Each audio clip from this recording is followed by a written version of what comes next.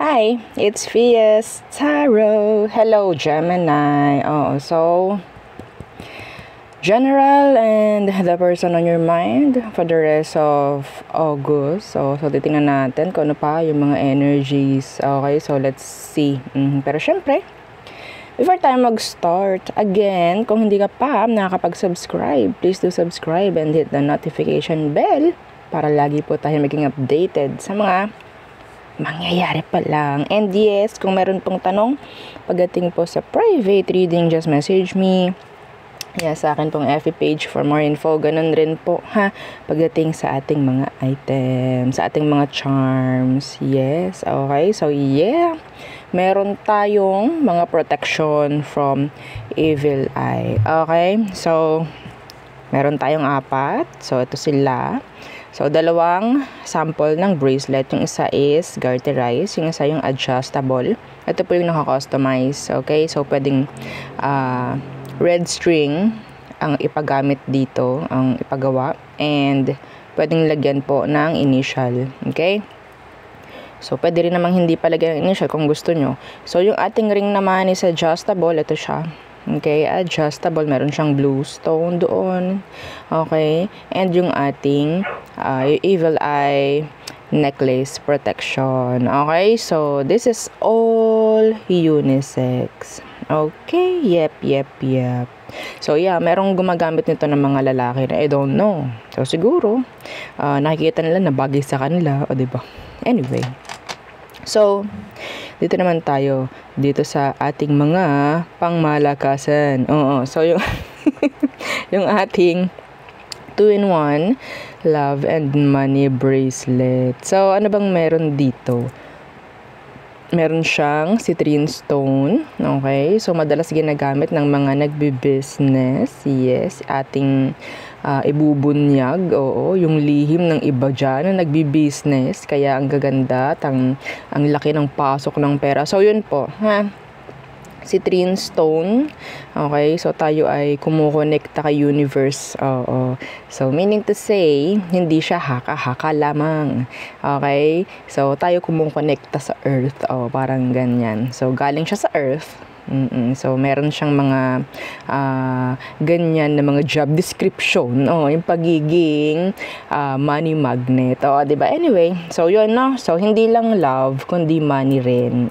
So maganda to in person, ganyan siya. So kung lalaki ka, gusto mo nito, pwede mo siyang ilagay sa red pouch. Okay, so yung atin namang granter, okay, yung granter natin ganito. Okay, so there. Okay, so this is non-tarnish, hypoallergenic. So again, ano bang ginagawa ni granter? To grant your manifestations. Okay, and tagapagbigay rin siya ng weekly surprises at least twice per week. Okay, unisex po and made to order po si granter. And yung ating pang cord cut, si cord cut, pang alis at pang tanggal alat, MALAS. Okay, so yun po siya, pwedeng pang sarili, pwedeng pang bahay, pang business. Okay, so there, sabit nyo lang sila sa sabit mo lang siya sa front door, sa entrance, yan, mga ganyan po. Okay, so yung ating cleansing kit is available, kasi ang dami ng umu-order, so hindi natin gagawing limited. Okay, so kasi talagang malaking tulong yung ating cleansing kit sa pag-energize, sa ating pag-recharge sa ating mga charms. Okay, so pag-aalis din ng mga negative energies if ever pagdating po sa charms. Okay, so let's see. Again, kung may tanong, message lang po, sa akin pong FB page para sa iba pang detalye. Okay, so what's for you, Gemini, in general? Okay, for the rest of August. Let's see, for the rest of August. Why? Justice in reverse. So, anong meron?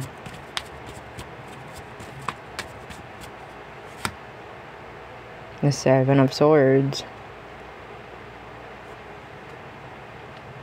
This is infidelity. Okay? This is secrets. This is cheating. Pag to pinagsama, anong meron? Some of you, nasa ganito kayong situation. Or ikaw itong may tinatago. Anong meron? Let's see. Anong kailangan nung malaman dito? For the rest of August. Anong meron? Sa mga naka-resonate doon. Anong meron? Anong kailangan mong malaman? Okay, the Three of Swords. May mga masasaktan. Could sabihin nating pwedeng mag-result ng endings. If ever. This is Three of Swords. This is third party. Okay, specifically, a third party connection. Hindi po siya magkakaroon ng progress. The Chariot in reversed. The Devil. So, some of you, may chance na nandoon yung attachments. May hirapan kang lumayo if ever. Okay, kung ikaw itong nasa ganyan ng sitwasyon. If ever wala pa man, avoid it. Okay, avoid nyo. Avoid nyo. Please. So, mas maganda kasi kung the Nine of Pentacles is here. Kung may avoid nyo, mas magiging okay ang pamamera. Okay? Parang nagsisilbi or magsisilbing blockage to sa'yo. Potential mo, sa growth mo, sa pera mo. Okay? Sa pamumuhay mo in general. If ever. Kasi Justice in reverse, imbalance yun. So, what else, Gemini? What else for Gemini? The King of Cups.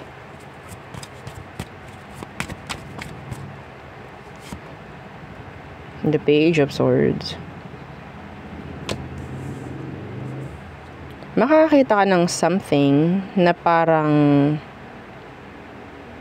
pagtutuunan mo ng pansin, okay? Ngayong, bago mag-end ang August. Sabihin nating something, sana hindi someone, lalo na dun sa may mga meron ng kakonect dyan. Could be someone, okay? You're eyeing, maybe, someone. Pero if this is sabihin nating something, pwede sabihin nating the Page of Coins, the Magician, it is, sabihin nating the right time na para merong simulan something, merong i-execute, something like that.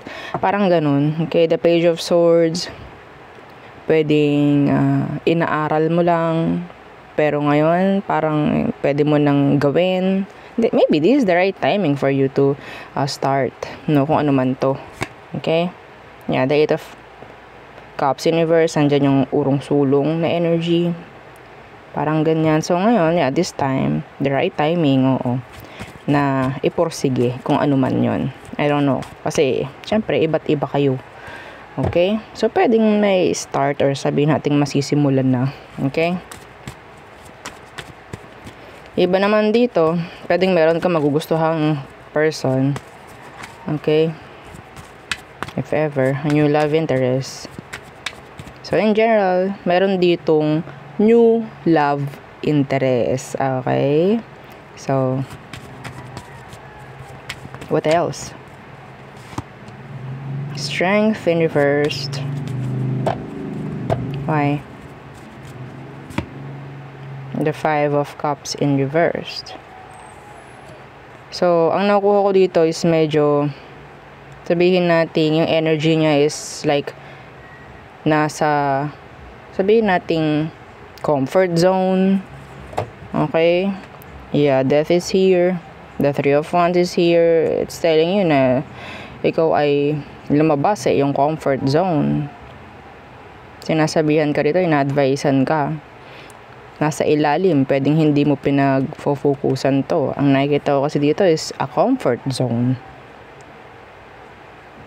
Kung saan hindi ka makakaramdam ng pain, ng takot, whatsoever. Yeah, the Three of Cups is here in reverse. So, asahan nyo, there's no victory. There's no progress. There's no success. Yeah, there's comfort. Okay? Every time naman kasi na may bago, there's discomfort. Okay? Nandun yung takot, nandun yung kaba, nandun yung kung ano man. Ganun naman eh. So, yung iba na parang pinipili, dito lang ako sa nakasanayan ko. Well, hindi naman masama. Pero kung mag-expect ka ng something bigger, something sabihin nating magpa-progress, medyo malabo yun. Okay, medyo malabo yun. Kailangan mong mag-step, maglagay ng kauntian man na effort kung gusto mo magkaroon ng sabihin nating pagbabago, no, sa frequency mo, all in all. Okay? So, stepping out of your comfort zone is a must. Okay? So, there. So, yun lang akin nakita for you. So, siguro yun ang mga importante. So, let's see. The person on your mind, Gemini. The person on Gemini's mind, who is this? Okay. The Nine of Pentacles. Somebody stable. Somebody, sabihin natin independent or single. Okay.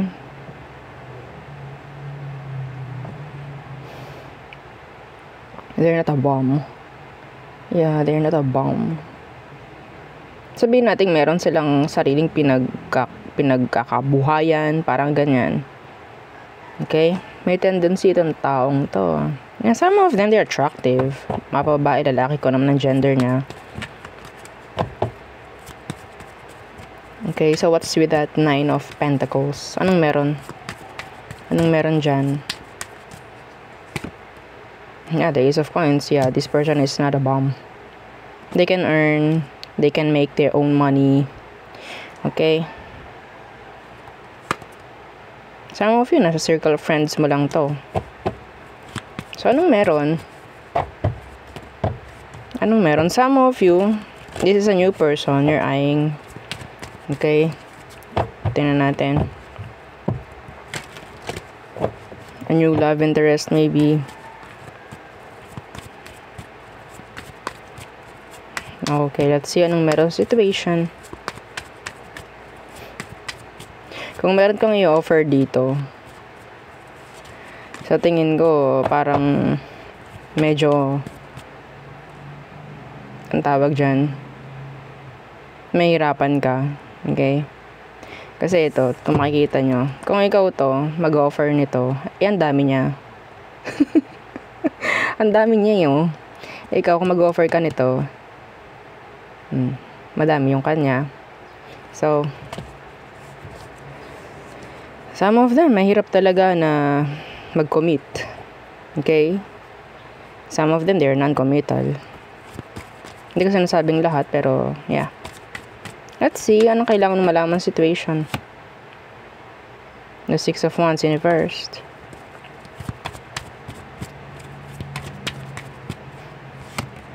The Chariot.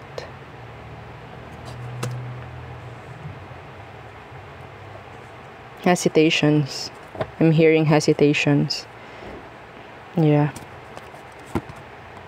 And the Queen of Coins. Some of you are afraid of this. The Queen of Coins in reversed.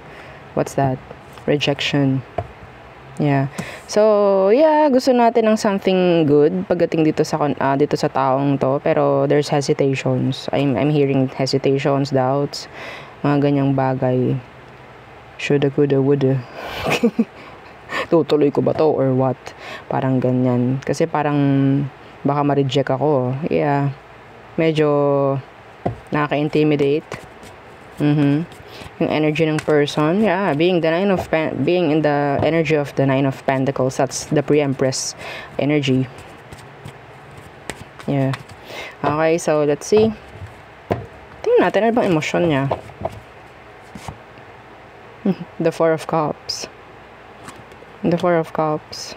The Ten of Pentacles. This person is so focused on their career, on their money, finance. Okay. The Four of Cups. The Queen of Cups. Well, Itong taong to, hindi muna niya parang kinakawawa, or sabihin natin hindi siya nagiging needy when it comes to connection. Okay, so nasa higher frequency yung person. Okay, so sabihin natin mas mahal niya yung sarili niya. Okay, mas mahal niya yung sarili niya.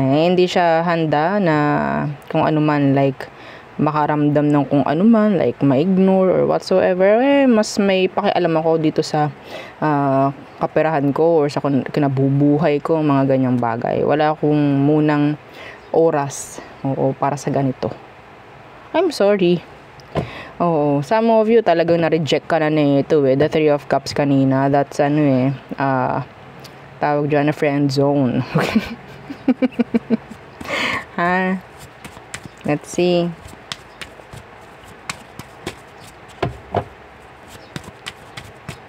Anong outcome nyo? Ayoko nang tingnan yung next action nito. Wala din naman to.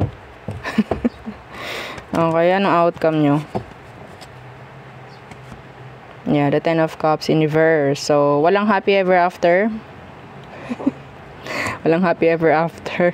Why? Yeah, and the Eight of... Yeah, hindi kasi siya mag-workout. Hindi siya mag-workout. Okay? The Moon. So, magkakos lang ito ng kung ano man, sabihin natin, there's a lot of confusion, a lot of parang question marks, no? Parang may mga patlang-patlang, parang ganyan. Parang may, sabihin natin, sa madalit salita, hindi kayo magkakatagpo ng taong to. Okay? Maybe they're not ready. Ganun lang kadali. Hindi natin para pakomplikaduhin pa. Let's see. Tayo tungo muna sa all signs for you, Gemini. Okay, Aries through Pisces. Again, don't forget to like, share, and subscribe. And yung ating second YouTube channel na nasa description box below, yung love letter. Bisitahin nyo naman paminsan-minsan. So, Aries, hard-headed, stubborn. Taurus, their player. Gemini, a non-committal. Okay. Cancer, they have something for you. Cup of love, maybe. Leo, ano ba to? Six of Swords in reversed. Six of Swords in reversed. So, I think there's no plans, no? Parang some of them stuck pa rin yung energy. You can control them kung meron silang mga gustong gawin. Virgo, they want cooperation. Some of you, meron ako nakikita ditong cheating pagdating sa workplace with this Virgo. Excuse me. Libra, a lot of changes, focusing on their work, on their career, on their finances, being single, being happy, feeling contented. Okay, so Scorpio, they're in their emotion, are always in their mind. Sagittarius, they're sneaky, they're lying, they're not transparent. Okay, there's something hidden. Capricorn, you can't control this Capricorn. Meron silang sariling plano, meron silang sariling desisyon. Okay? So, Aquarius, attraction, big time attraction.